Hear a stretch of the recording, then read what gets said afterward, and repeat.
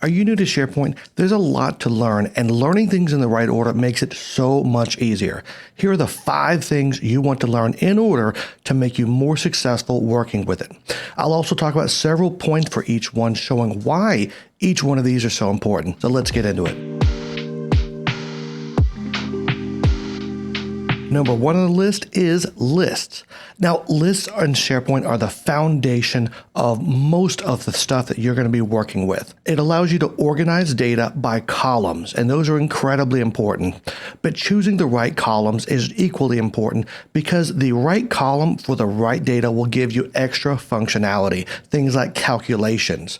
But there's also additional functionality available in lists like reminders, alerts, and more. So mastering lists should be your number 1 priority so that you know how to organize your data correctly in SharePoint. Number 2, libraries. Now, this is closely related to lists because libraries will really build on what you know about lists. A lot of the same knowledge you know about lists will also apply to libraries. So obviously libraries, you're going to be storing files, right? But you're also going to be using metadata columns on those libraries. And it is just as important with a library as it is with a list. In fact, I think it's probably more important with a library because you want to avoid the pitfall of using folders in your libraries. You want to be categorizing things by columns and not by folders. Now, I know it seems very natural that you want to create a library and you add folders and you start organizing things that way because that's how you do it on your computer. But that's because your computer doesn't have the types of metadata that SharePoint does. Set things up correctly and you will easily be able to add 30 million files into that library if you want to. But if you don't set it up correctly, you'll definitely run into issues and it'll be a bigger pain to fix it afterwards. It also makes managing those files and finding those files a lot harder as well. Another big feature of those libraries is the ability to synchronize files to your hard drive. So you could have a copy of those files on your computer, work with them, and all those changes are synchronized up into the library. So this is great if you want to be able to make sure you could access these files when you're offline, and then whenever you reconnect to the internet, all those changes are synchronized. It's a really great feature, and one of those things that you want to start looking into as you're building your knowledge within SharePoint. Number 3 on the list is going to be sharing. So there's a lot of ways you could share content in SharePoint. You'll be working with files and lists and other types of content that you'll want to share with your colleagues and other people in the organization. There's a number of ways that you'll be able to share files, some of them good, some of them bad. Knowing how to share that information correctly is going to help you in the long run. As an example, you could download a file from SharePoint and email it to a colleague. That's not what you want to do.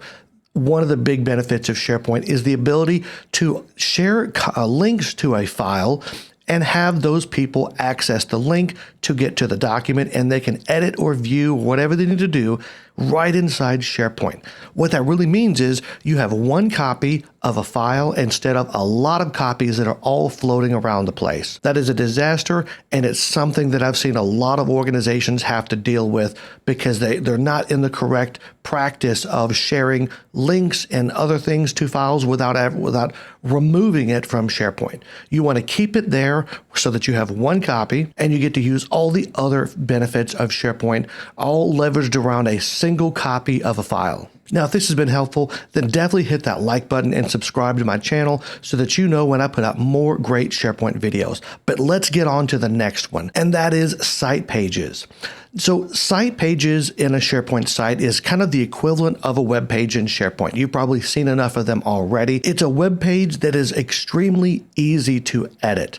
You can add additional things on there. There's a drag and drop interface. But instead of being kind of a read-only type of website like a lot of websites are, this is going to be interactive. You're going to be able to surface documents or document libraries or even lists inside a SharePoint page. There's interactive content. There's a lot of things that you can do so that you don't have to necessarily navigate into a list or into a library in order to use those things. They can all be surfaced in different components on a site page called web parts. And you don't even need to be a developer to edit these pages because they're extremely easy, and it's about to get even easier as Copilot in SharePoint rolls out to help you edit those pages or even create new ones. Now, before we get into number 5, you're probably already asking yourself, where's the best place to learn these types of things from? You could go to the Microsoft Learn articles. I really wouldn't recommend it. It's not organized for structured learning. There's things scattered all over the place, and you may have a hard time finding what you need to learn about and knowing kind of where that next step is. Now, going back to that big important one, the list, I've just launched an online course to teach you how all this stuff works with everything in the correct order at a slow pace so that you could grasp everything that you need to grasp to start leveraging SharePoint like a boss. It is organized for learning, and if you want to find out more about that, there's a link in the description below. And I think you'll like it because I do a deep dive into a lot of the topics like lists, sharing, and more. Lastly, this YouTube channel you're watching right now has a lot of playlists, including one that is just on SharePoint, and that covers a lot of other things like searching within SharePoint and a lot of other tips and tricks. So check out those playlists. Number 5 on the list is going to be Teams. Now, I know Teams isn't SharePoint, right? But it integrates so well with SharePoint. In fact, you can access SharePoint content within Teams. Now, if you haven't tried that, definitely check it out because you can show your SharePoint content inside a Teams channel. That could be a site page, it could be a document library, or even a list. There's a lot of different ways that Teams connects with SharePoint so that you could surface content inside Teams and not have to leave that application, because we're always inside Teams, right? But we're not always inside SharePoint. So this brings the content that you need into the application that you're using all day long. But there's also another product suite that you may be familiar with and you may not, but it's called Viva. It's a whole suite of applications, one of which is probably the most popular one, and that's Viva Connections. That's an application inside Teams that is all surfaced from SharePoint. So as another tie-in to SharePoint that you will start to get familiar with if your organization has deployed Viva Connections, which is free, by the way, and it keeps you up to date with what is going on in your organization, all the news and things like that. So let me know if you're new to SharePoint and whether this has helped you. I've got a playlist that covers a lot of these different topics, so if you want to keep learning, click or tap the screen to get started, and I'll see you over there.